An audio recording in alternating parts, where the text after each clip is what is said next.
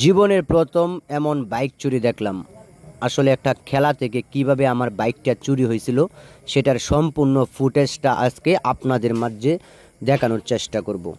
আসলে পরবর্তীতে আমি বাইকটা খুঁজে পাইছিলাম কিনা সেই বিষয়টা আপনাদের মাঝে বলবো। আর এমন বাইক যদি আপনাদের থাকে তাহলে অনুরোধ থাকবে অবশ্যই সতর্কতা অবলম্বন করে বাইক রাখবেন। আমি যখন বাইকটা রেখে খেলাতে যাই তখন আমার ওইটা মাথায় ছিল না যে আমার এই বাইকটা আসলে এখানে রাখাটা উচিত হয় নাই। তবে এখানে বাইকটা রাখার সবথেকে বড় ভুল ছিল এই জায়গাটাতে আর কোনো জায়গা বাকি ছিল না বাইক রাখার। কারণ একটা ফুটবল খেলাতে কি পরিমাণ মানুষ হয় সেটা আসলে আপনি গ্রামেগঞ্জে ফুটবল খেলা না হইলে কখনোই বুঝতে পারবেন না। মূলত এই বাইক রাখাটাই আমার কাল হয়ে যায়।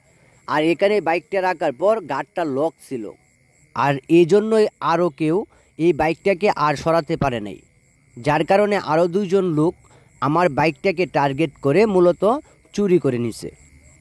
আর এই ফুটেজটি আমি দোকানের উপরে থাকা সিসিটিভি ফুটেজ থেকে সংগ্রহ করছি পরবর্তীতে, যে আমার বাইকটার সাথে আসলে কী ধরনের ঘটনা ঘটছিল। আর এসব ঘটনা এখন আমাদের আশেপাশে অনেক ঘটতেছে, যার কারণে আপনারা বাইক সতর্কভাবে রাখবেন। যদি এখানে একটা দুইটা মানুষ থাকতো তাহলে কিন্তু বিষয়টা মানা যেত, কিন্তু এখানে যে পরিমাণ মানুষ ছিল সেই পরিমাণ মানুষের মধ্যে থেকে কিভাবে বাইকটা নিয়ে গেল, আসলে এটা প্রায় 3 থেকে 3.5-4 মিনিটের ব্যবধানে এই কাজটা করা হয়েছে। আর এখানে একটা কথা বলে রাখা ভালো যে এখানে কিন্তু তাদেরকে কেউই তাদের নির্দিষ্ট পরিসীমাতে কেউ লক্ষ্যও করেনি এবং কি তাদেরকে কেউ টার্গেটও করেনি যে বাইকটা নিয়ে চলে যাবে।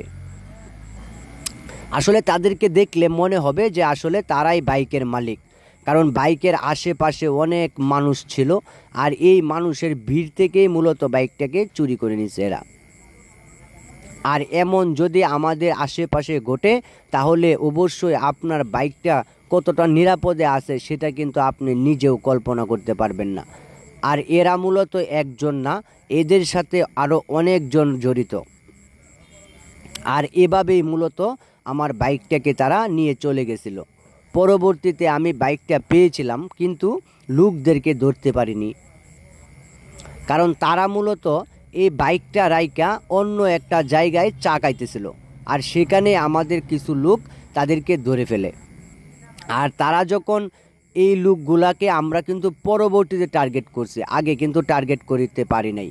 বাইকটা রাইকা যখন তারা চা খাইতেছিল তখন দূর থেকে কিন্তু তারা দেখতেছিল যে বাইকের আশেপাশে আরও 5-6 জন লোক অলরেডি বাইকটাকে ধরে ফেলছে। তখন তারা আর এই বিষয়টাকে আর সামনের দিকে এগিয়ে যায় নাই, মানে বাইকটা তাদের কিংবা তারা বাইকের মালিক এইসব কোনো কথাবার্তা তারা বলে নেই।